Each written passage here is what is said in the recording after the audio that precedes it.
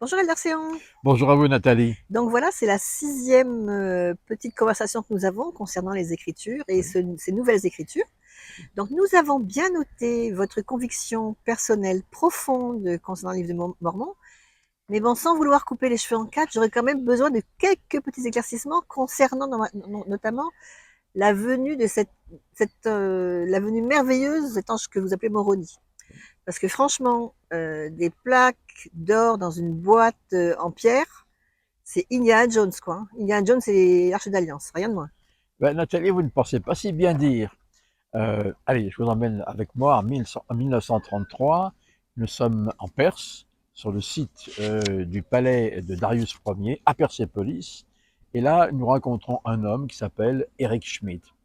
Il est allemand, il est archéologue, et ce sera lui notre Indiana Jones de la journée. Il va effectuer une découverte majeure dans les fondations du palais de Darius.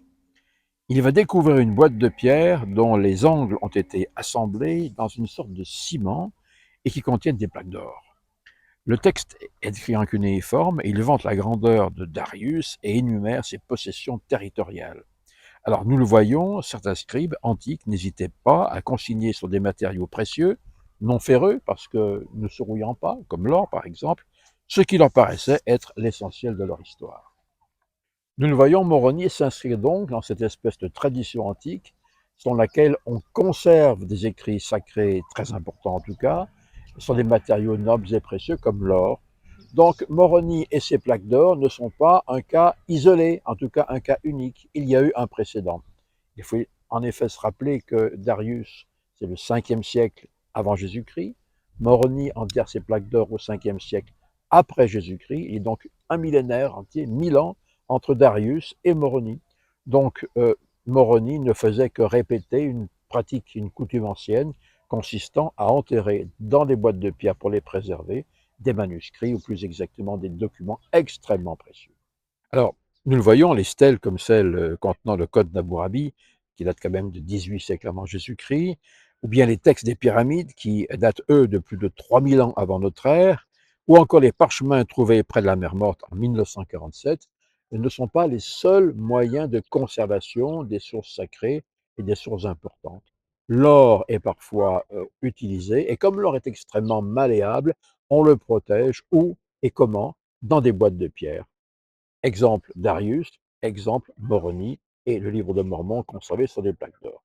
Voilà très exactement ce qu'on peut dire à ce propos. Donc, le fait de trouver des plaques d'or en 1823 dans l'Est américain ne relève pas du tout de l'unicité ou d'une très très grande rareté. Le fait est que nous en avons déjà des exemplaires.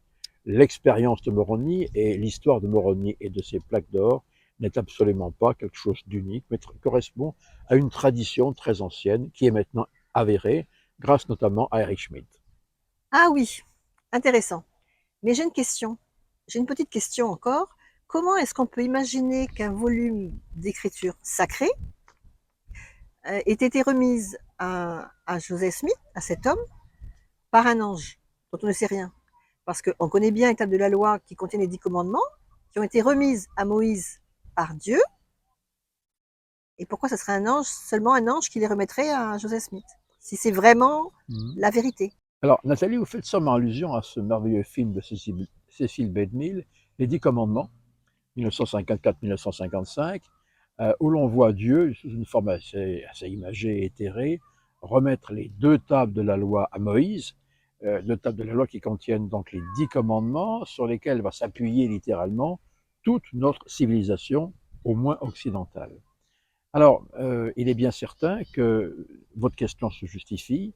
Pourquoi un simple ange, dont on ne connaît strictement rien, remettrait un livre aussi important, les Annales Néphites, à un homme, Joseph Smith, qui est véritablement quelqu'un qui n'est pas connu à l'époque? C'est la question qui est posée. Bien, si on se reporte aux Écritures, on découvre quelque chose de très intéressant. La remise des tables de la loi à Moïse par Dieu, ben, ça ne s'est pas du tout passé comme ça. Alors, il est vrai que le film valait le détour, mais quand on descend dans le texte, non pas de l'Ancien Testament, mais du Nouveau Testament, on voit que les événements prennent une coloration tout à fait différente. Le livre des Actes, et notamment le 7e chapitre du livre des Actes, va nous apprendre quelque chose de très intéressant sur le rôle des anges. L'épisode est assez tragique puisqu'il s'agit de la mort d'Étienne, qui était un des premiers disciples, un des premiers dirigeants de l'Église chrétienne, l'Église primitive. Étienne va être lapidé par ses concitoyens juifs, mais avant de mourir, il va leur exprimer ses sentiments sur le rôle d'Israël. Et notamment, il va leur rappeler leur noble histoire. Et il parle justement de Moïse. Et voilà ce qu'il nous dit exactement. Actes chapitre 7, verset 35. Ce Moïse qu'ils, c'est les Juifs, les Israélites, qu'ils avaient renié en disant qu'il était établi chef et juge, c'est lui que Dieu envoyait comme chef et comme libérateur, avec l'aide de l'ange qui lui était apparu dans le buisson. On apprend une chose intéressante, c'est que lorsque Moïse a cette expérience avec ce buisson qui ne se consumait pas, pardon, eh bien on sait pourquoi, en réalité, il y avait un ange près du buisson. Donc, alors que le livre de l'Exode ne nous parle que d'un buisson qui ne se consume pas, Étienne, qui est pourtant juif et qui est bien informé de l'histoire, nous dit qu'il y avait un ange dans ce buisson. Déjà, le rôle des anges est tout à fait réaffirmé, mais ce n'est pas tout. Lisons un peu plus loin. C'est lui, Moïse, qui, lors de l'assemblée au désert, rappelez-vous, le peuple d'Israël est au pied du Sinaï, Moïse a monté sur la montagne pour recevoir les plaques. C'est lui, Moïse, qui, lors de l'assemblée au désert, était avec l'ange qui lui parlait sur la montagne de Sinaï, et avec nos pères reçut des oracles vivants pour nous les donner. Qu'est-ce que ce texte nous apprend? Il nous apprend que lorsque Moïse est monté sur la montagne du Sinaï pour recevoir les tables de la loi, c'est un ange qui les lui a données. Alors c'est intéressant parce qu'on voit qu'en réalité, les anges sont beaucoup plus actifs et beaucoup plus utilisés par Dieu que nous ne le pensions. Pourquoi pas Moroni, par exemple? Et puis d'ailleurs, lorsqu'on lit le Nouveau Testament, on s'aperçoit aussi que sur le mont de la Transfiguration, nous avons des anges qui apparaissent, Élias, Moïse transfiguré, et également Élie, qui vont conférer à Pierre, Jacques et à Jean, les trois premiers apôtres principaux du Christ, des clés de prêtrise, des clés de pouvoir. Donc les anges sont encore une fois beaucoup plus actifs qu'on ne le pense, et on peut se poser la question de savoir pourquoi Dieu n'aurait pas utilisé un ange, cette fois sur le continent américain, pour remettre un livre aussi important que la Bible. Alors, encore une minuscule, infinitésimale petite question. Certains prétendent que cet ange Moroni répondait très exactement à ce que disait Paul dans Galates 1, versets 8 et 9. Donc, je vais vous lire ces versets. Alors, mais quand nous-mêmes ou quand un ange du ciel annoncerait un autre évangile que celui que nous avons prêché, qu'il soit anathème. Nous l'avons dit précédemment, et je le répète à cette heure, si quelqu'un vous annonce un autre évangile que celui que vous avez reçu, qu'il soit anathème, ça veut dire qu'il soit apostat, excommunié, rejeté. Et qu'est-ce que vous devez en penser? Qu'est-ce qu'il faut en penser? Votre question est tirée des Écritures, c'est intéressant. Votre question consiste à se demander, à nous demander aujourd'hui si Moroni correspond à ce critère-là. Est-ce que Moroni a donc prêché un autre évangile que celui que Paul a prêché? Alors, le livre de Galates est extrêmement intéressant. Dans ce livre-là, Paul parle aux Juifs, particulièrement aux Juifs de Galatie, et il leur demande d'abandonner la loi de la circoncision. Alors, il est bien certain que Moroni n'a pas prêché autre chose que cela, et d'ailleurs, les messieurs dans l'Église remercient chèrement Moroni de ne pas avoir insisté là-dessus en rétablissant une telle loi. Vous avez compris que sur le ton de la plaisanterie, il est bien certain que ce point-là n'existe pas, ce n'est pas une objection. Maintenant, est-ce que Moroni a donné à Joseph Smith, dans ses apparitions et dans ses entretiens, dans ses contacts, un évangile, en tout cas des règles qui ne correspondaient pas au christianisme de base, au christianisme primitif? Qu'est-ce que Paul a enseigné aux Juifs et notamment aux premiers chrétiens? Lui-même le dit d'ailleurs dans ses épîtres. Les enseignements de Paul sont extrêmement succincts quand on les pèse bien, quand on les passe au tamis. Ces enseignements consistent à dire: nous ne vous prêchons pas, dit-il, autre chose que Jésus-Christ crucifié et Jésus-Christ ressuscité. La question se pose donc de savoir ce que Moroni a enseigné à Joseph Smith. A-t-il dit autre chose que cela?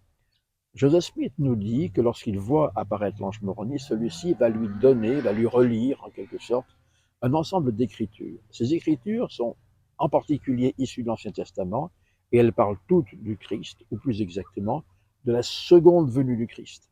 Donc Moroni n'a jamais prêché un autre évangile à Joseph Smith qui ne soit pas relatif à la vie du Christ et notamment à sa seconde venue. C'est ce qui fait que Joseph Smith, lorsqu'un jour un journaliste un peu entreprenant et un peu, j'allais dire, corrosif, lui demandait finalement quels sont les tenants et aboutissants et les doctrines du entre guillemets, mormonisme, Joseph Smith a répondu une chose très simple. Il a dit que euh, la doctrine principale du mormonisme, je mets l'expression en guillemets, mais ce fut ces termes, ne consiste en rien d'autre qu'à prêcher Jésus-Christ crucifié et Jésus-Christ ressuscité. Et que toutes les autres annexes, les autres pendants de notre religion, disait Joseph Smith, ne sont que des annexes et des dépendances de cette grande vérité. Donc Moroni n'a jamais prêché autre chose que le Christ, et il est bien certain que dans ces conditions-là, il ne correspond pas à la définition de l'ange anathème, c'est-à-dire l'ange maudit, l'ange venant de Satan, une mauvaise source, que certains voudraient effectivement voir en lui.